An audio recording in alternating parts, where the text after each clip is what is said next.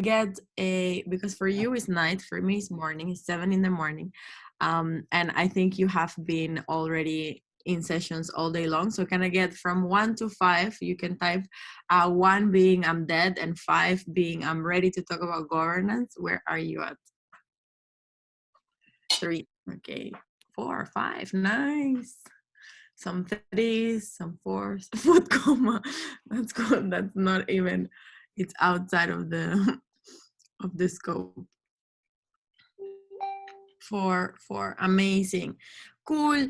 So what I'm here to talk about, actually this session is going to be very short, and most of the time you're going to be the ones talking, but for those who don't know me, my name is Pat and I'm the AAVP Global Volunteer for 1920, and I'm also the one working on all the governance systems for our exchange programs. So first things first, can I get a show of hands, or you can type in the chat. Did you read this document? Did you actually went through it? If you didn't, you can also tell me. I just need to know how many of you have read it. Some no, yes, no. Okay. What happened here?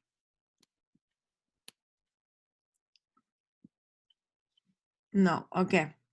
Well, if you haven't read it, in the spreadsheet where we're going to have the input gathering, you will be able to check it out. At the same time, after this session or after the RPMs are over, please do read it, because it is a progress project and you will need to legislate everything in IC. So I just want you to know, to be very, very aware of what are the main changes. So I'm not going to go over this. We're just going to have a very, very quick recap of what the document says, like just the main 3 points. And then I'm going to open the floor for questions to see if there's any questions at the moment. It's okay if you don't. And then we go right into discussion. Most of the session will be the discussion part. And then I'll just tell you the next steps. Cool?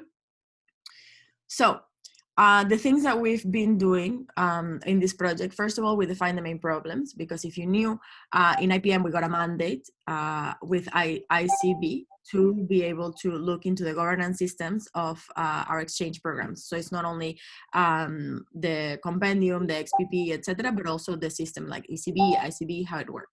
And then at the same time, ISEC 2025 and ISEC portfolio is being refreshed. So we're going to look into what are the main problems as a whole in our exchange product delivery and in our ISEC portfolio delivery. And then we gather inputs from the network, which are the people that do the exchanges on the ground. So the ones that deal with all the information the most day by day. Then we divided the project into the main blocks that we're going to be working on that encompasses the whole project. And after we started to look into, okay, if these are the areas, what are the documents that we need and how are they going to be different? So these are the project blocks that we came up with after analyzing all the problems and all the situations. So the first one is not only that ELD is going to be governed per se, it's also the other phases of the ISEC portfolio. So how is that going to look like? That comes with the ISEC experience project that is going to be refreshed. So if there's guidelines in IWA and LLC, which are the other 2 phases of the ISEC experience, then that would also be included in the governance documents. And then the other 2 parts, which are ELD management and safety and legality of the EPs, are still within the scope of the mandate at the beginning, which is essentially, we have the XPP is going to be separated into 2, one internal document and one external document. So the external document will be short and only outlining the roles and responsibilities of the 3 stakeholders, which are EPs, OP takers, and ISEC before, during, and after the exchange, so that everyone is very clear on that. And we can support the partners and the EPs in knowing where to reach and who to reach at that moment in their exchange, or before or after. And then we're going to evolve the ECB and ICB roles and responsibilities to see what is missing and if there's anything that needs to evolve now that the ISEC portfolio is going to be involved as a whole, is going to be governed as a whole. And then safety and legality of the EPs, mainly looking at the standards and the compliance matrix, and if there's anything that needs to change. So far, we haven't looked into this, so we don't have a full answer, but that's why I also want to take your inputs. So when it comes to the documents that we're going to be looking into or working on, there are 4 documents that we have.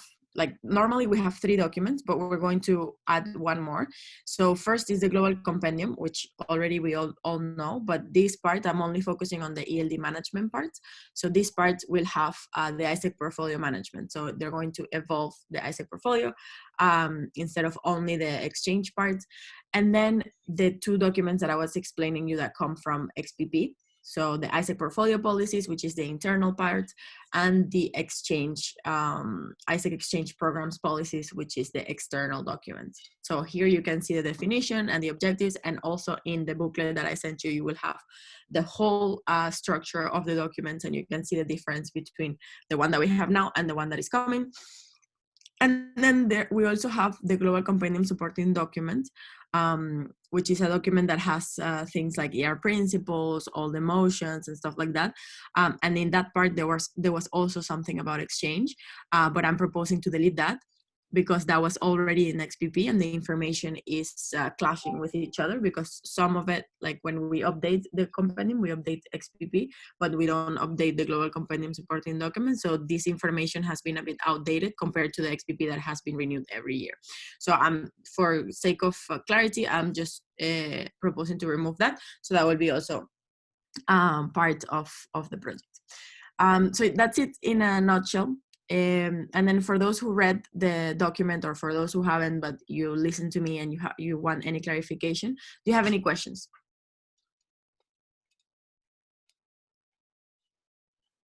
And if you don't so far, you can also comment so that I know and I'm not waiting. But if you're thinking, I will leave you time to think.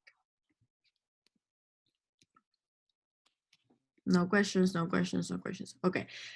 So everything must be clear so far, which is good. So the part that I need the discussions about, like now you're going to get into groups of 5, and you're going to have a little bit of breakout room to discuss. These are the 5 questions that I have for you. So the first 2, which are the general project inputs, I will answer as soon as I explain this. So the first one is the general project inputs. So these 2 questions, don't spend too much time on it. This is just like if you read the document and you have something to say and you really want your opinion or your input to be taken, then put it there so I can read it. But this is not the main thing that I'm looking for. The main discussion that I want you to spend time in is the implementation part. So how can we ensure that entities are following the governance around our ISEC portfolio, especially around the standards, knowing that right now there is a lot of governance around it, but people still don't follow it. So what do you think needs to change in our system? I would like to hear from you as MCPs, and also as probably previous, some of you have been MCPs of operations. But if not, you also, your opinion is super valid, because I need the diversity of the positions. And then who do you think should be involved in the implementation and how? So if it's MC, who in the MC? Is it finance, or is it marketing, or is it OD? I don't know. Or if it's if you believe it's RO and AI and etc. So in what capacity do they need to be involved? And then the last one is, what do you think is your role as MCPs in all of this? So that I can take this into consideration. And we're gonna have 15 minutes before I will answer the question from Phoebe around how will the timeline for this look like. So the idea is that this document and everything that I'm proposing to changes in IC. So it's legislated in IC and is implemented by IPM. So we would have around 6 months from the moment that things are implemented to changing all the information. So delivering also the things that need to be legislated, I will be also delivering an implementation plan. So I will be like, this is the role of RO, this is the role of MC, this is the role of AI. And by the first month, this is what everyone should have, and the second month and stuff like that. That's it. Okay, cool, amazing. So then RO, if you can help me send people to breakout rooms. I will also put in the chat. This is the workspace where you're going to work in, and it looks like this. Wait a second.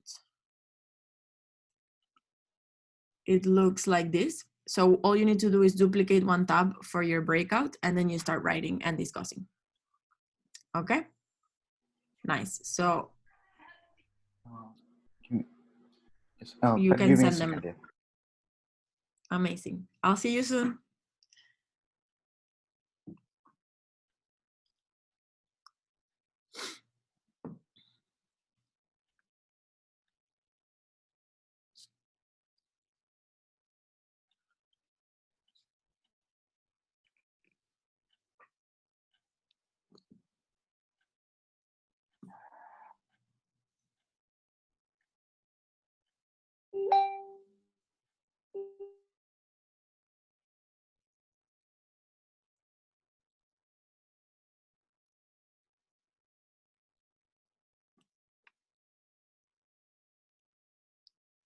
Awesome.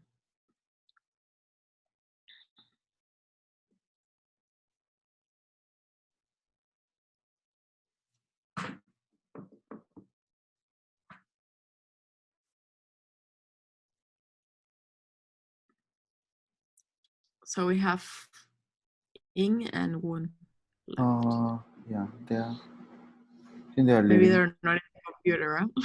Uh, they are living there. Something. Put the link in the.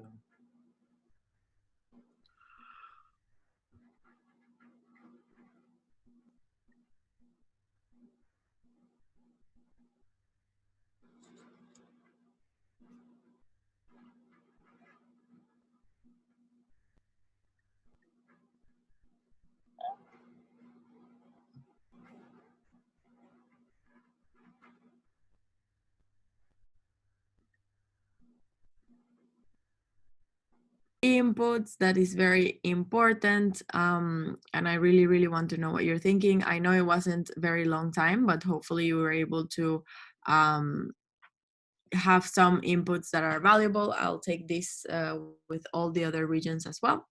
So just want to tell you about the next steps after this.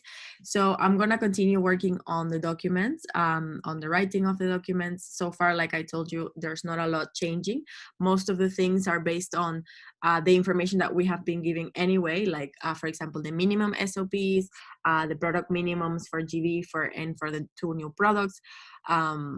So it's going to be all governed in that sense, and then there's going to be a session in OP summits as well for your MCVPs to be able to implement the changes.